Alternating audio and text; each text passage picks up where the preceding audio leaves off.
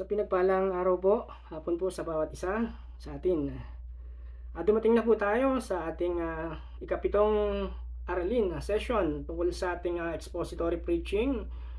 Kung paano po magiging effective yung ating pong pagbabahagi ng Word of God ay pinamagatan po natin na significant words or mga makabuluhang salita. Bago po tayo magpatuloy, samahan niyo po ako manalangin. Aming Diyos sa langit na makapangyarihan at takila, at kayo po ang aming nilalapitan, kayo lamang ang aming nais lapitan. Tulungan niyo po kaming matuto at nawabigyan niyo po kami ng sapat na pangunawa na maintindihan po namin ang aming pong aralin na ito. Papapurihan ka, maging channel of blessings po kami para sa mga kapatid po namin, Panginoon. Lord, please help us and guide us through the power of the Holy Spirit in the name of your Son, Jesus Christ. Amen. Okay. From the very word itself, significant words. Ito po yung binibigyan po natin ng emphasis, napakahalagang salita na atin pong nais pag-aralan mula po sa mga passages ng Bible. Okay, so mahalaga po ito sapagkat sa mga passages po natin pong maaaring pag-aralan o maaaring napa-assign sa atin ay meron po doon nakapaloob ng mga significant words o yung mga makabuluhan o mahalagang mga salita. Sa ibang salita po, tinatawag po ito na non-routine words. Okay? Mga hindi po nakagawi ang mga salita, mga hindi po familiar in other sense. Ito pong mga significant words na ito, masasabi po natin na very critical and essential. Okay? Para po sa pangunawa at maunawaan po natin yung kahulugan ng passage. Okay. Kaya naman, may mga dahilan po tayo bakit po mahalaga na pag-aralan po itong bagay na ito kung tayo po ay nag-share o nag-aaral ng Word of God. Ito po tinatawag po natin again na significant words. So sa pag-aaral po natin ng mga significant words o yung mga importante, mga makabuluhang salita na ito, ay tayo po ang magde-decide, according dun sa passage na ibinigay sa atin, meron po tayong ma-encounter po doon na words na hindi po familiar po sa atin. Kaya critical, ibig sabihin talagang mahalaga po na pag-aralan natin, alamin natin po yung kahulugan nito. Kumbaga, ito po yung mga salita na kailangan natin bigyan ng time, ng panahon, para pag-aralan po natin ng mas malalim. Okay? So, ang unang dahilan, bakit po natin kailangan pag-aralan ang tinatawag po natin na significant words, ay ito. Words are important. Yes, bawat salita, bawat letra, bawat titik ng mga na nakapaloob sa passage, biblical passage, ay mahalaga po nating maintindihan sapagkat ang bawat salita na ito na ibinigay sa atin mismo ng Biblia ay lahat ay mahalaga. Okay? So ngayon, kung hindi po natin aalamin yung mga kahulugan ng mga makabuluhang salita, mga significant words, ay mahirap po para sa ating magpaliwanag sa mga nakikinig.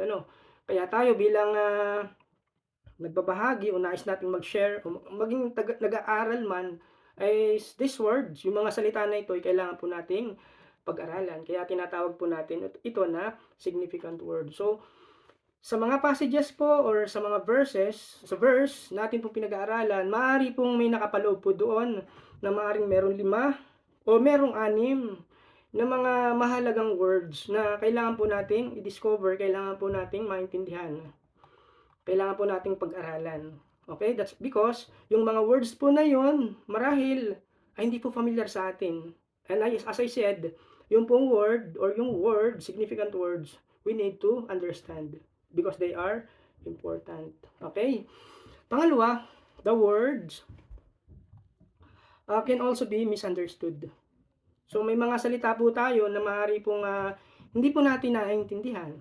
Tama naman po, Pag hindi po natin naiintindihan, ibig sabihin ito po ay mahirap para sa ating ipaliwanag. Kung tayo nagpi-preach, halimbawa, so yung paraan ng ating pangangaral ay hindi maayos. Okay? Meron tayong tinatawag na bad exegesis. Narinig nyo na po yung exegesis, Pag binalikan po natin, i-review po natin yung salitang exegesis, it is the critical explanation or interpretation of a text, especially of scripture. Okay? Ito po ay mahalagang paliwanag o interpretasyon ng isang teksto mula sa Biblia.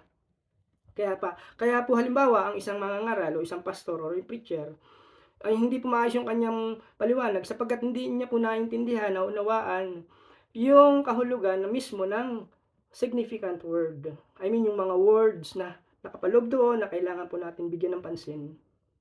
Okay, naintindihan po natin. Alright.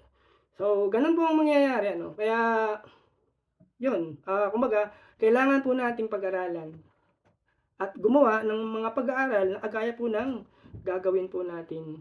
So, yung paraan ng nais natin na maipaliwanag po natin ng tama, mai-interpret po natin ng tama, ay pag-aralan, higit sa lahat, syempre ito po ang tinatawag na significant words.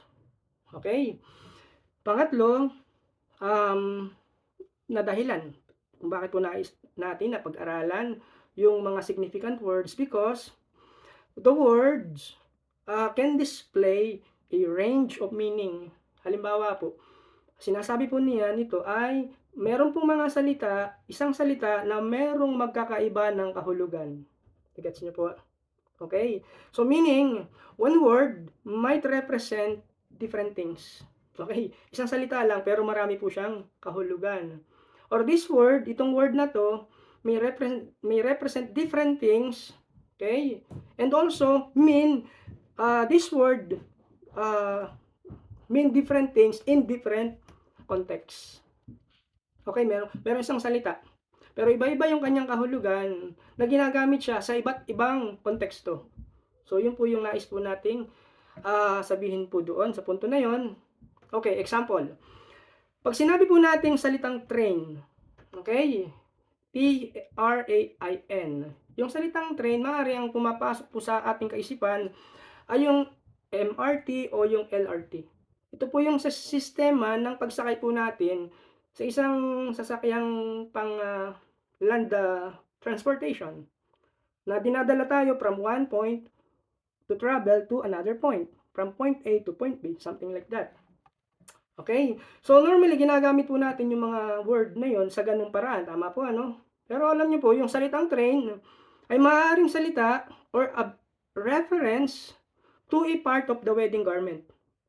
Halimbawa, yung babaeng ikinasal, meron siyang gown. So, meron po siyang tinatawag na extra fabric sa likod niya. I mean, doon sa kanyang gown, wedding gown. Ang tawag po doon is wedding dress train. Okay? Na habang siya naglalakad sa aisle, habang ikinakasal, meron pong kapiraso ng garment o ng fabric, extra fabric na habang siya lumalakad doon. At mas maganda po yung kanyang forma ng paglalakad niya. Okay? So, nandun po yung word na elegance and style sa kanyang bridal look. So, yun po yung isa pang gamit po ng salitang train. So, another one is the word train. Like, for example, I like to train a student. Isang salita lang po yun, pero magkakaiba po yung meaning po niya. Okay? So, yung word na train dito ay ginamit bilang verb o yung pandiwa. Okay, kunyari, again, I like to train a student. Di po ba? Isang salita lang siya, pero meron po siyang iba-iba ng kahulugan ng meaning in a different context.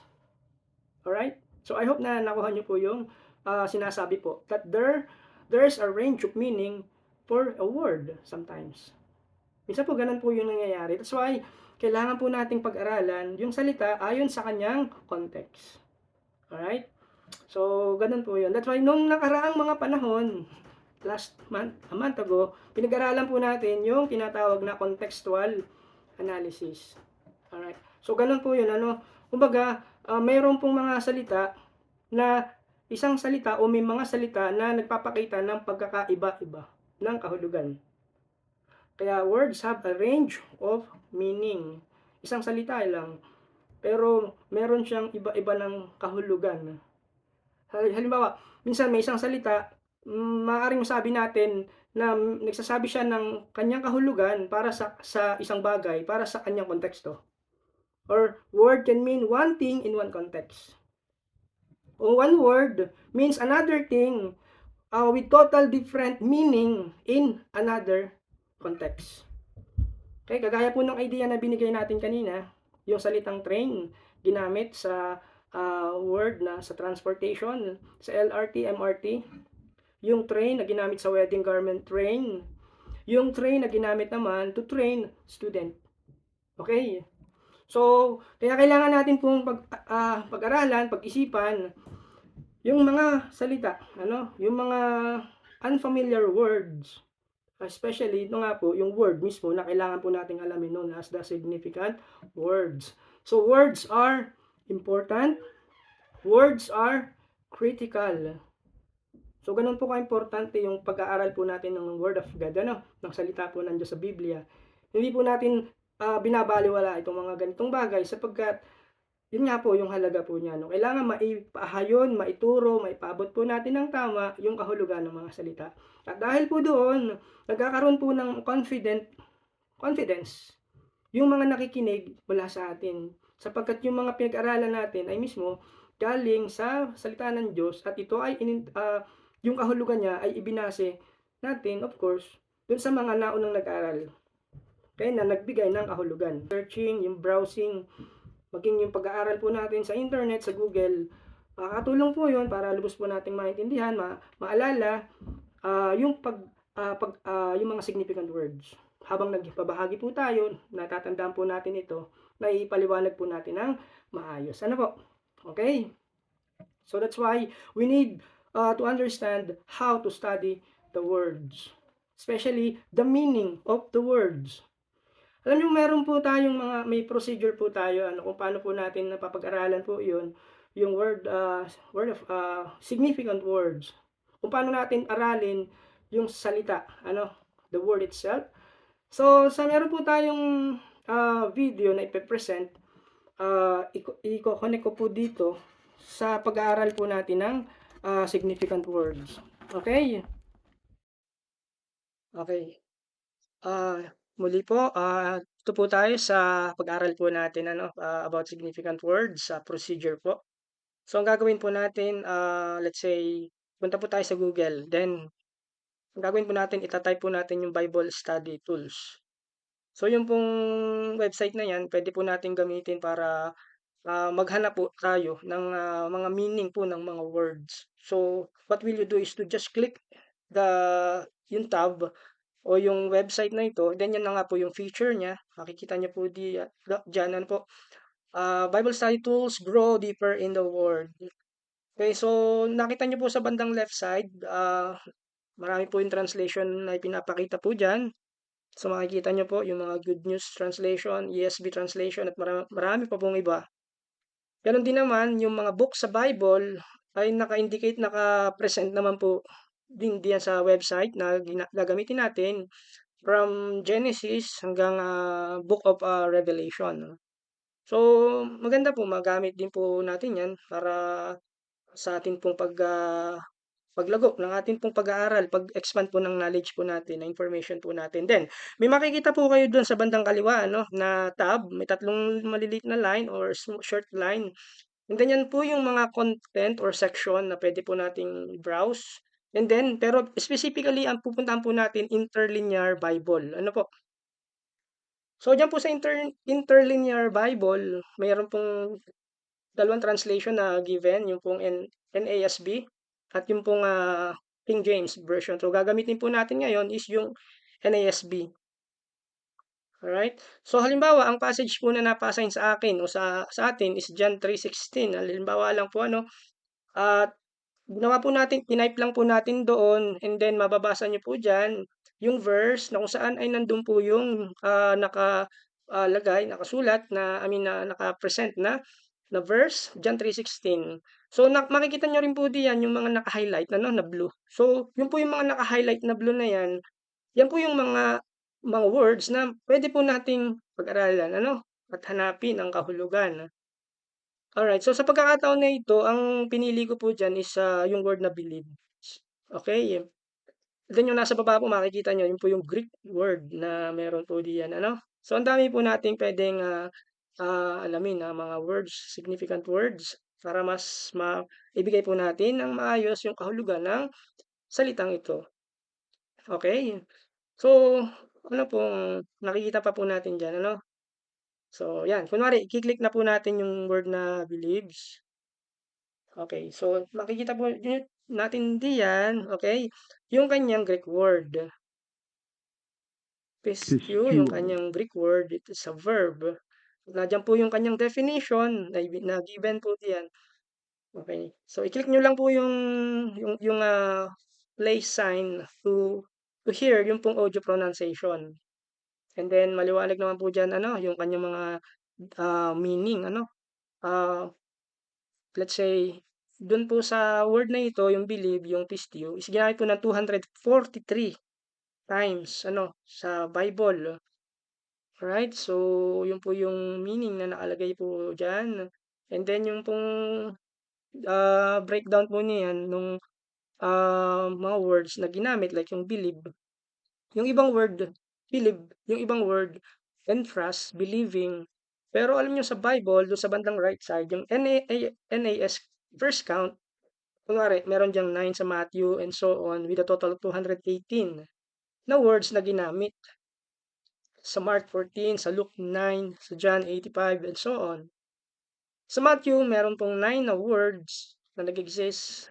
Okay, so sa Book of Acts 36, sinubukan po natin na i-click po yan. So sa Book of Acts, makita niyo po yung blue. Okay, yun po yung mga multiple passages na nag-exist po yung word na believe. For example, Acts 2:44, and all those who had believed were together and had all things in common. Okay, dun sa Acts 4:4, again, ginamitan din po ng, of course, meron po siyang verse dyan, then meron pong word na believe na nag-exist, nag-appear. But many of those who had heard the message believe. Okay, and the congregation of those who believe. And so much more. So, ang dami po niyan kung isipin po natin. Alright? So, ganun po yung sistema po ng paggamit ng Bible study tools. So, maganda po ito kasi dun po natin pwedeng makita yung kahulugan po biblically ng salitang pinag-aaralan po natin.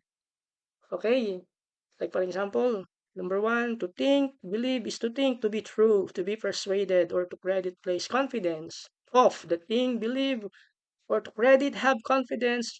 When it comes to moral and religious reference naman, it is used in the New Testament conviction and trust to which a man impelled by a certain inner and higher prerogative and law of soul to trust in Jesus or God as able to aid either in obtaining or doing something, saving faith, mere acknowledgement of some fact or event intellectual faith, or to entrust in a thing to one his fidelity, or to be entrusted with a thing.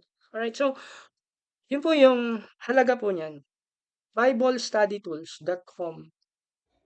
So sa pagdating po sa procedure ano, at least nakita niyo po yung na-introduce po natin doon, yung yung proseso, yung procedure, yung mga ilang pamamaraan kung paano po natin ibibigay, hahanapin yung meaning po ng word or yung definition po ng word. Okay? Kumbaga doon sa punto po na yon, makita po natin doon yung general idea po ano. At yun din po yung nais po nating ibigay sa procedure na ito.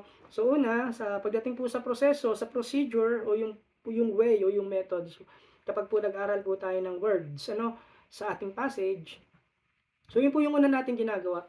Kailangan po nating kunin, aralin yung salita. Unawain, basahin, ayon sa napili po natin o ayon po sa passage po na ibinigay po sa atin. So yun po yung kailangan po nating gawin. Kailangan po nating i-identify, kailangan po nating tukuyin, hanapin, tingnan yung significant words given doon sa passage po na ating pong pinag-aaralan. Okay, yes. May mga part po ng sentence, yung tinatawag po ng mga conjunction o yung mga pang-ugnay or sa ibang term is pangatnig. Halimbawa, yung salitang sa English na and, for, nor, but, or, yet, and so. At marami pa pong iba. So, mahalaga po yung mga words na yon, pero ang sinasabi po nating significant words, ang ginagawa po natin ng pag-aaral ay yung mga vital words. Okay?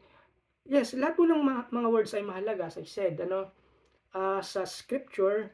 Pero ang hinahanap po natin, ang sinasabi po natin, alin talaga po yung kailangan po nating bigyan ng pansin. Ano? Alin po yung kailangan nating bigyan ng kahulugan. Tayo po yung magde-decide, kayo po yung magde-decide. As I said, yung pong mga unfamiliar words, unfamiliar terms. Ito po yung magkukumpleto ng idea na kailangan po nating explain, expound para sa ating pinag-aaralan at binabahagi na ng Word of God. So halimbawa, sa isang verse, meron po marahil doon mag-e-exist, na maaaring 5, maaaring 6 na mga salita na hindi po familiar sa atin. So, again, kailangan po nating i-identify po iyon, Nung mga nakaraang buwan, meron po tayong pinag-aralan about sa diagram analysis. Sa diagram analysis, pag sinunod po natin yon, so sa diagram mismo, pwede po nating bilugan, encircle po natin yung word dun sa diagram.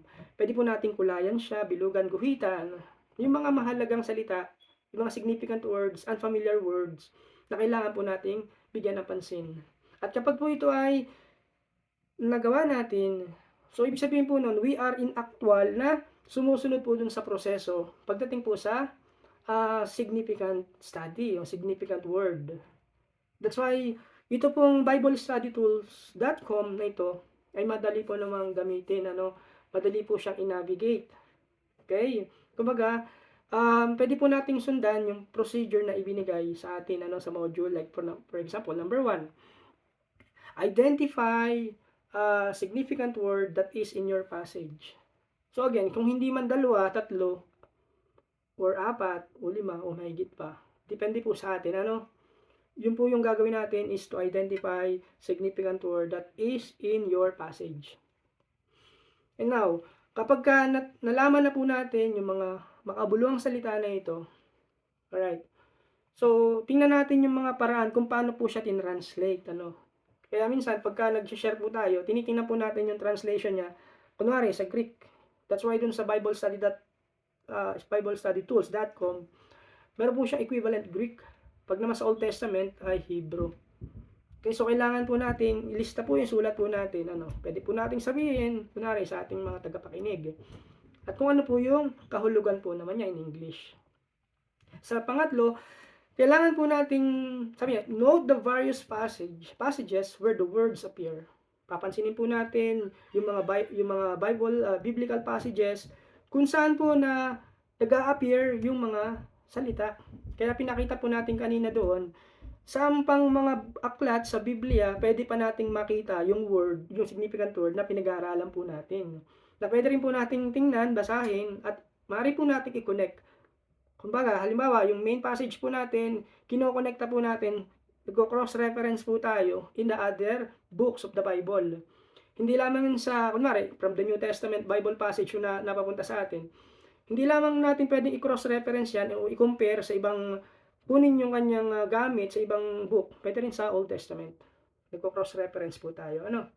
So, kaya po itong tools na to, yung BibleStudyTools.com, maganda po siya na magamit. Po? And then, sa pangapat, kailangan po nating mag-formulate, gumawa, mag-summarize ng sentences o ng mga pangungusap ayon sa ating mga salita. Formulate a series of sentences in your own words that best explains the meaning of the word as it appears in the context. Kaya kailangan po natin yung definition, hindi para kopyahin natin literally, kundi isa-isip, pag-aralan, dumaan sa ating isipan, at makapag-formulate tayo ng sentence according dun sa sarili po nating salita. Pero ang basehan po natin, ang basis po natin, ay base dun sa mga given resources. Nga lang, wag po nating copy-paste.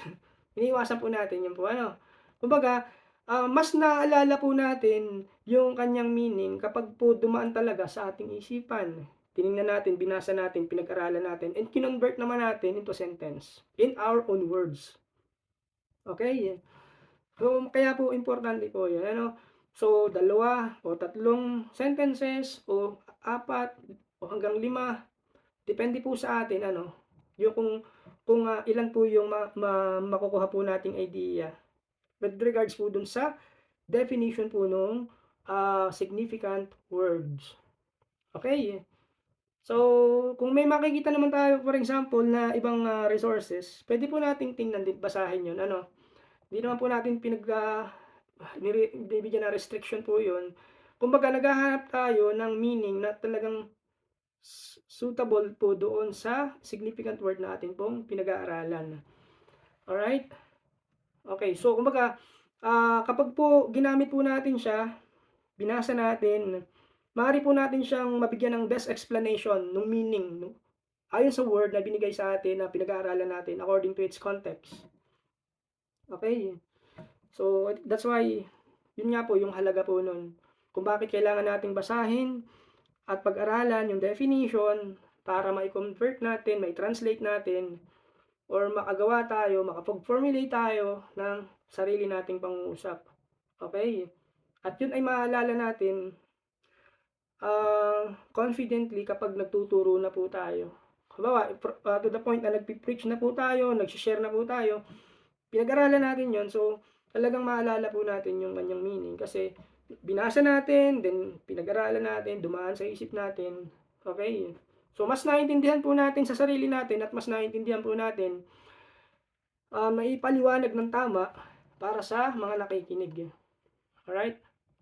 Kaya yung mga information na pinag-aaralan natin, na nakuha natin, yung mga data na binasa natin, so yun, kailangan talagang critically, part by part, ay pinag-aaralan natin, pinag-iisipan natin to put those words or those sentence into our own sentence.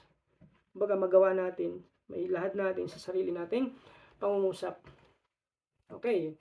So maganda po 'yun kasi mas naintindihan nga po ng mga tagapakinig yung ating ibinabahagi. Alright? So tumatagal yung ating paliwanag ng bawat isang significant word ng 30 seconds. Isang word. So explain natin 30 seconds. Bawat isang significant word.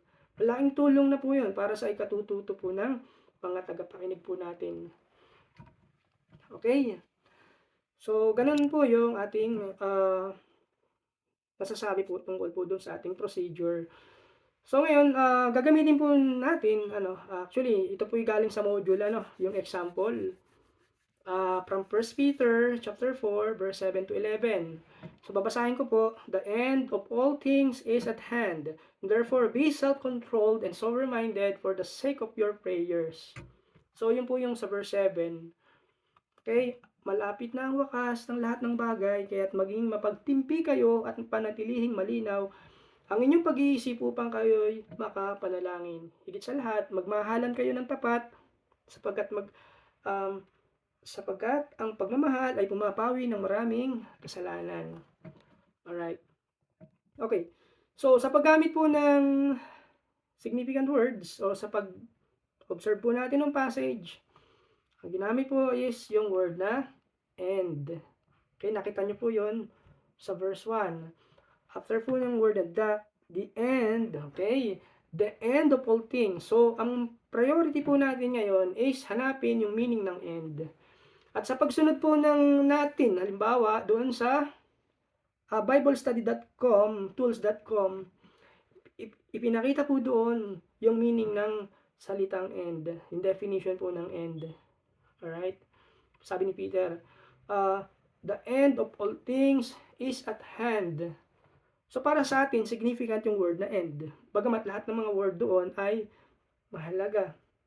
Kaya gusto nating malaman ano ba yung meaning ng end. Okay. So, hindi po natin basta kopyahin. Okay, as I said. Ngayon, ang gagawin natin, binasa po natin yung meaning para magawa po natin, makapag-formulate po tayo ng sentences pagdating po sa word na end. Ngayon, ang tanong, ano ang tinutukoy ni Pedro, ni Peter, pag pinag-usapan ang salitang end? Okay, ang salitang end, E-N-D, katapusan, ay marami pong meaning po yun, depende po sa context. Okay. So, yung idea po na ito is something that is coming. So, yung word na end, sabi ni Peter, according to sa sentence, it is the state, the end is the state that something is coming to end. Or else, coming into finality.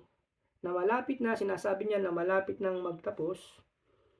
At marapit na magtapos ang isang bagay. So, yung reference na, yung idea na end, it is a reference to the eternal state. Tumutukoy po ito sa walang hanggang kalagayan, pagtatapos ng walang hanggang kalagayan. And siyempre, pagkakatapusan na ng lahat ng bagay for Christian, makakasama na natin ang ating Panginoon sa langit. Okay? So, the word end. So, in that context, tinatawag po natin to na eschatological. Eschatology, yung mga usapin, mga issue, mga usapin concerning the end times. Kaya na doon po yung end. The end of all things. The end of it all. Ang katapusan ng lahat. Alright? Even though, doon sa passage, kahit yung mga Christians ay pinersecute, kahit na i-persecute yung mga Kristiyano, ang humarap pa sa mga persecution based din sa passage o mamuhay sa estado ng kaguluhan o yung magulong pangyayari, kahit putulan, pugutan pa ng ulo, okay, itong mga Kristiyano na ito, kahit ay paubos na, yung patapos na kanilang buhay, sabi niya, you have a future. Why? The end of all things is at hand. The Lord, of course, is still in control of all things. Okay, so yun po yung sinasabi niya. Ang Diyos pa rin ang may control ng lahat. Okay, so kapag dumating na po yung punto na magbibigay na po tayo ng conclusion, base po dun sa katotohanan na yun, paano tayo mabubuhay ngayon? Since ang Diyos po ang may control ng lahat ng bagay, and that the end of all things is at hand. Okay. So what else is from 1 Peter 4:7. Sabi niya sa example na ito, the idea is the self-controlled and sober-minded. Waga, sa MBB, sabi niya, malapit na ang wakas ng lahat ng bagay, kaya't maging mapagtimpi kayo at panatiling malinaw ang inyong pag-iisip upang kayo'y makapanalangin. Okay, the same thing, hahanapin po natin yung meaning, yung definition ng ating pong significant word, particularly yung word na sober-minded. Okay? Self-controlled and sober-minded. So, ganun din po yung gagawin natin. Pupunta po tayo dun sa website. Okay? At hahanapin po natin yung meaning niya. Okay? And then, pag-aaralan po natin, after po nating basahin habang pinag-aaralan natin. So, ito naman yung kanyang na-formulate na sentence. That these words, the words, being sensible or being self-controlled and sober-minded. So, itong idea na ito ay the idea of being sensible, this idea, and not thinking too high of oneself. Kumbaga, itong idea na be self-controlled and sober-minded, kumbaga, hindi natin ipinagpapalagay kumbaga, ito yung idea na kailangan maging matino po tayo, being sensible at hindi masyadong mataas ang tingin natin sa ating sarili, not thinking too highly of oneself. So that's the first sentence. And the other one is that idea of keeping yourself in control. Maging mapagtimpi kayo. Panatilihin natin kontrolado ang ating mga sarili. So yung self-control, yung sober-mindedness, actually they are like the same. Synonymous po yun, para magkaparehas po yung kanyang meaning.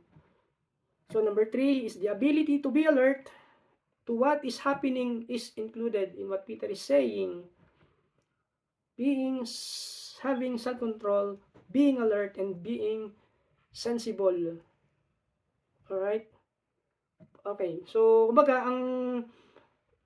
kumbaga pag nag-aaral po tayo ng salita, meron pong mga words na mahirap po talaga nating malaman yung kahulugan niya. That's why we need to find the meaning. Kailangan po nating alamin po yung kanyang kahulugan para po mas maintindihan natin. Basically, ang ginagawa nga po natin doon sa mga mahihirap na word na kailangan po nating maintindihan, binibilugan po natin yun. We need to encircle the word o underline the word. Pag nag-word, gumagawa po tayo ng word study. Okay. So, yun po yung kabuuan po ng pag-aaral about sa significant word. So, dun po sa assignment, meron po akong binigay dyan na I think 10 or 12 passages na gagamitin nyo po para po ma-exercise nyo po, magamit nyo po yung significant words. Pag kayo po magde-decide kung alin po doon, pipili po kayo, and then you're going to formulate sentences according dun po sa definition, according po sa instruction. Okay, so ganito na lang po, at tayo po ay magkita-kita muli sa susunod na nating pag-aaral. Amen. Lord, salamat po sa pag-aaral na ito.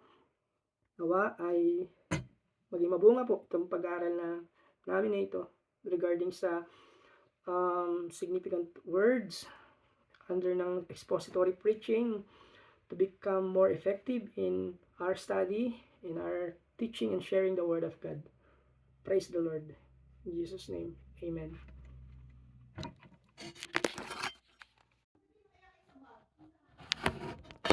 Okay, gumawa po ako ng example din po sa aking pag-aaral. Sa ginamit ko po dito is yung Ephesians chapter 2 verse 8 and 9. Same thing yung procedure na ginamit po natin na in-identify ko po dito kung ano po yung words, yung significant words na gusto ko pong bigyan po ng explanation, ng definition. So sinunod ko po yung ating pong process. Na-identify ko po, after po na ma-identify ko po yung words, so tinignan ko po yung kanyang gamit sa ibang text, sa ibang passages, sa ibang books. And then, pumunta po ako sa ating website, yung website po na ginagamit po natin, biblestudytools.com. And then, according to dun sa verse, for by grace you have been saved through faith, and that not of yourselves, it is the gift of God. So, shortly tiningnan ko po yung meaning po ng grace, So, binigyan po niya ako ng definition, ng kanyang explanation po doon, paliwanag po doon, the short definition. And then I read also yung goodwill, yung grace is the same as goodwill, loving kindness, and then favor. Kaya doon sa pagbabasa ko po ng definition is ito po yung para sa akin, ito po yung tumatak po sa akin isipan, yung mabuting kalooban ng Diyos, yung pagiging niyang mapagmahal na sobra yung kanyang kabaitan at yung kanyang hindi may paliwanag na favor, yung pabor niya para sa ating lahat. Yung unang sentence na-formulate is ito.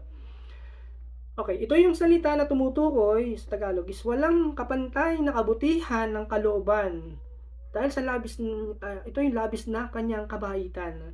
Yung sobrang mapagmahal ng Diyos at hindi may paliwanag na pabor mula sa Diyos. Pangalawa, dahil sa kanyang biyaya, ang kanyang pagmamahal, kanyang banal na pagmamahal sa mga kaluluwa ay naging daan upang lumapit tayo kay Kristo para sa Kanya. Then pangatlo, dahil sa kanyang biyaya o yung kanyang kagandahang loob, His grace, pinalalakas niya ang mga sumasampalataya sa Diyos at iniingatan at nagagawang sumunod sa Diyos dahil sa biyaya ng Diyos. Okay? For by grace. Grace.